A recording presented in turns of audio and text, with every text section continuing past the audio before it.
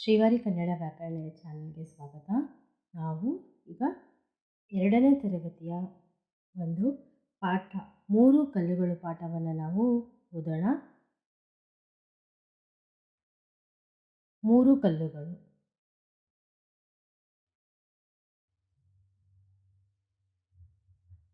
ಒಬ್ಬ ಶಿಲ್ಪಿ ಸುಂದರವಾದ ಮೂರ್ತಿಗಳನ್ನು ಕೆತ್ತಲು 3 ಕಲ್ಲುಗಳನ್ನು ತಂದನು. ಒಬ್ಬ ಶಿಲ್ಪಿ ಮೂರ್ತಿಗಳನ್ನು ಕೆತ್ತಲು 3 ಕಲ್ಲುಗಳನ್ನು ತರ್ತಾನೆ. ಶಿಲ್ಪಿ ಸ್ಕಲ್ಪ್ಚರ್. ಒಬ್ಬ ಶಿಲ್ಪಿ ಅಂದರೆ the sculpture wrought 3 stones to curve a beautiful idols. ಓಕೆನಾ? ಐಡಲ್ಸ್ ಅಂದರೆ ಮೂರ್ತಿಗಳನ್ನು ಅವನು ಕೆತ್ತಲು ತರ್ತಾನೆ. ಮೊದಲನೆಯ ಕಲ್ಲನ್ನು ತೆಗೆದು ಅದನ್ನು ಉಳಿ ಮತ್ತು ಸುತ್ತಿಯಿಂದ ಕೆತ್ತಲು ಪ್ರಾರಂಭಿಸಿದನು. ಅವನು ನೋಡಿ, ಇಲ್ಲಿ ಮೊದಲನೇ ಕಲ್ಲಿದಾಗಿರ್ಬೋದು. ಅವನು ಮೊದಲನೇ ಒಂದು ಕಲ್ಲನ್ನು ತಗೊಂಡು ಅವನು ಏನು ಮಾಡ್ತಾನೆ, ಕೆತ್ತಕ್ಕೆ ಸ್ಟಾರ್ಟ್ ಮಾಡ್ತಾನೆ. ಓಕೆನಾ? ಗೊತ್ತಲ್ವ ನಿಮಗೆ, ಮೂರ್ತಿಗಳನ್ನ ಕೆತ್ತಾರಲ್ವ ಅದು. The first he remove the first stone and began to curve ಅಂದರೆ ಕೆತ್ತಕ್ಕೆ, curve with a chisel and hammer. ಸುತ್ತಿಗೆ, ಹುಳಿ ಅಂದರೆ ಚಿಸಲ್, ಸುತ್ತಿಗೆ ಅಂದರೆ ಹ್ಯಾಮರ್. ನಾವು ಹೊಡಿಯೋಕ್ಕೆ ಯೂಸ್ ಮಾಡ್ತೀವಿ ನೋಡಿ, ಇಲ್ಲಿದೆ ನೋಡಿ, ಇದು ಚಿಸಲ್, ಇದು ಹ್ಯಾಮರ್, ಇದು ಉಳಿ, ಇದು ಸುತ್ತಿಗೆ. ಆಗ ಆ ಕಲ್ಲು ಶಿಲ್ಪಿ ಏಟನ್ನು ತಾಳಲಾರದೆ, ಅಂದರೆ ಅದಕ್ಕೆ ನೋವಾಗ್ತಾ ಇತ್ತು. ಅದಕ್ಕೆ ಅದು ಏನು ಹೇಳ್ತಾ ಇದೆ ಶಿಲ್ಪಿಗೆ, ಅಯ್ಯೋ ಶಿಲ್ಪಿಯೇ, ಓ ಸ್ಕಲ್ಪ್ಚರ್, ನಾನು ಏಟನ್ನು ಸಹಿಸಲಾರೆ, ನಾನು ಈ ಏಟನ್ನು ಸಹಿಸ್ಕೊಳ್ಳೋಕ್ಕೆ ಆಗ್ತಾ ಇಲ್ಲ. I can't beer the pain, ನನ್ನನ್ನು ಬಿಟ್ಟು ಬಿಡು, ಪ್ಲೀಸ್ ಲೀವ್ ಮೀ ಅಲೋನ್ ಅಂತ ಹೇಳುತ್ತೆ. ನನ್ನನ್ನು ಬಿಟ್ಬಿಡು. ಶಿಲ್ಪಿ ಕಲ್ಲಿನ ಮಾತನ್ನು ಕೇಳಿ ಅದನ್ನು ಪಕ್ಕಕ್ಕೆ ಇಟ್ಟನು. ಅವನು ಏನು ಮಾಡ್ತಾನೆ, ಆ ಮಾತನ್ನು ಕೇಳಿ ಅವನು ಆ ಕಲ್ಲನ್ನು ಒಂದು ಪಕ್ಕಕ್ಕೆ ಇಡ್ತಾನೆ. The sculpture listen to the stone and set it aside. ಪಕ್ಕಕ್ಕೆ ಇಡ್ತಾನೆ. ಮತ್ತೆ 2ನೇ ಕಲ್ಲನ್ನು ತೆಗೆದುಕೊಂಡ. ಅವನೇನು ಮಾಡ್ತಾನೆ, again he took the second stone. ಅದಕ್ಕೆ 100 ಏಟುಗಳನ್ನು ಹಾಕಿದನು. ಅದಕ್ಕೆ ಏನು ಮಾಡ್ತಾನೆ, ಅವನು 100 ಏಟುಗಳನ್ನು ಹಾಕ್ತಾನೆ. ಯಾಕೆಂದರೆ ಹಿ gave it hundreds of blows. ಆ ಕಲ್ಲು ಸಹ ನೋವು ಸಹಿಸದಾಯಿತು. ಸೊ ಅದಕ್ಕೂ ಸಹ ಪೇನ್ ಆಗ್ತಾ ಇತ್ತು. Even that stone became unbearable, ಅಂದರೆ ಅದಕ್ಕೆ ಸಹಿಸಿಕೊಳ್ಳೋಕ್ಕೆ ಆಗ್ತಾ ಇಲ್ಲ. ಅದು ಹೇಳುತ್ತೆ, ಶಿಲ್ಪಿ ಶಿಲ್ಪಿ, ನನಗೆ ತುಂಬ ನೋವಾಗುತ್ತದೆ. ಅದು ಹೇಳ್ತಾ ಇದೆ, ನನಗೂ ತುಂಬ ನೋವಾಗ್ತದೆ. I mean so much pain. ಏಟುಗಳನ್ನು ತಡೆಯಲಾರೆ. Even that also is telling I can't.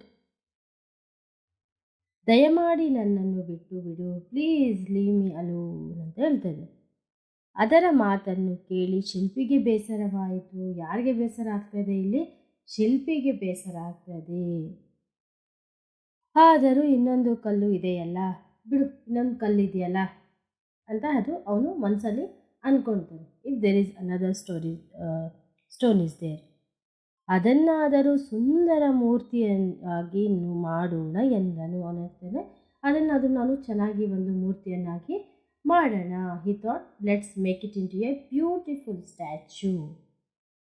ಮೂರ್ತಿ ಅಂದರೆ ಸ್ಟ್ಯಾಚ್ಯೂ.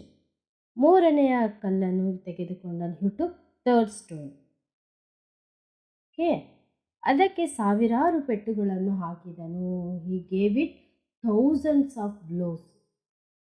ಪೆಟ್ಟು ಅಂದರೆ ಬ್ಲೋಸ್. ಆ ಕಲ್ಲು ತಾಳ್ಮೆಯಿಂದ ಎಲ್ಲ ಏಟುಗಳನ್ನು ಸಹಿಸಿಕೊಂಡಿತು. ಆ ಕಲ್ಲು ಏನು ಮಾಡಿತು, ತಾಳ್ಮೆಯಿಂದ, the stone patiently endured all the blows. ಆ ಕಲ್ಲು ತಾಳ್ಮೆಯಿಂದ ಎಲ್ಲ ಏಟುಗಳನ್ನು ಸಹಿಸಿಕೊಂಡಿತು. ಶಿಲ್ಪಿ ಆ ಕಲ್ಲನ್ನು ಸುಂದರ ಮೂರ್ತಿಯಾಗಿ ಮಾಡಿದನು. ಶಿಲ್ಪಿ ಏನು ಮಾಡ್ತಾನೆ, ಆ ಕಲ್ಲನ್ನು ಸುಂದರವಾದ ಮೂರ್ತಿಯನ್ನಾಗಿ ಮಾಡ್ತಾನೆ. The sculpture made the stone into a beautiful statue. ತಾನು ಮಾಡಿದ ಮೂರ್ತಿಯನ್ನು ನೋಡಿ ಆನಂದಪಟ್ಟನು. He made that no, he was very happy because he made that stone. ಈ ಸುಂದರ ಕಲ್ಲಿನ ಮೂರ್ತಿಯನ್ನು ನೋಡಲು ಜನರು ಸಾಲು ಸಾಲಾಗಿ ಬರತೊಡಗಿದರು. ಏನು ಮಾಡಿದ್ರು, ಆ 3ನೇ ಕಲ್ಲು ಸುಂದರವಾಗಿತ್ತು ಅಲ್ವಾ, ಅದನ್ನು ನೋಡೋಕ್ಕೆ 1000 ಜನ ಬರ್ತಾರೆ. People started coming in droves to see the beautiful stone idol. ಅವರ ಮೂರ್ತಿಯ ಸೌಂದರ್ಯವನ್ನು ನೋಡಿ ಆನಂದಿಸಿದರು. ಅವರು ಅಯ್ಯೋ ಎಷ್ಟು ಚೆನ್ನಾಗಿದೆ ಅಲ್ವಾ ಈ ಮೂರ್ತಿ, ನೋಡೋಕ್ಕೆ ಎಷ್ಟು ಚೆನ್ನಾಗಿದೆ ಅಂತ ಅವರು ಫುಲ್ಲು ಹೊಗಳ್ತಾ ಇದ್ರು. ಓಕೆನಾ. ಅವರೆಲ್ಲರೂ ಶಿಲ್ಪಿಯನ್ನು ಬಾಯಿ ತುಂಬ ಹೊಗಳುತ್ತಿದ್ದರು. ಅವರು ಶಿಲ್ಪಿಯನ್ನು ಏನು ಮಾಡ್ತಾರೆ, ಬಾಯಿ ತುಂಬ ಹೊಗಳ್ತಾರೆ. All of them praise the sculpture as a is a beautiful, he made a what a beautiful idol.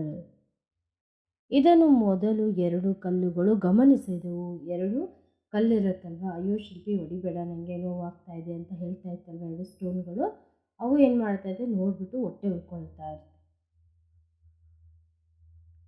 ಜನರ ಹೊಗಳಿಕೆಯನ್ನು ಕೇಳಿ ತಾವು ಹಾಗೆ ಆಗಬೇಕೆಂದು ಆಸೆಪಟ್ಟವು. ಏನು ಮಾಡ್ತಾರೆ, ಜನರ ಹೊಗಳಿಕೆ ನೋಡಿಬಿಟ್ಟು ಓಕೆ ಅನ್ನೋದು, ಅಯ್ಯೋ ನಮ್ಮನ್ನು ಇದೇ ರೀತಿಯಾಗಿ ಹೊಗಳ್ಬೇಕು ಅಂತ ಅದು 2 ಅಂದ್ಕೊಳ್ಳುತ್ತೆ.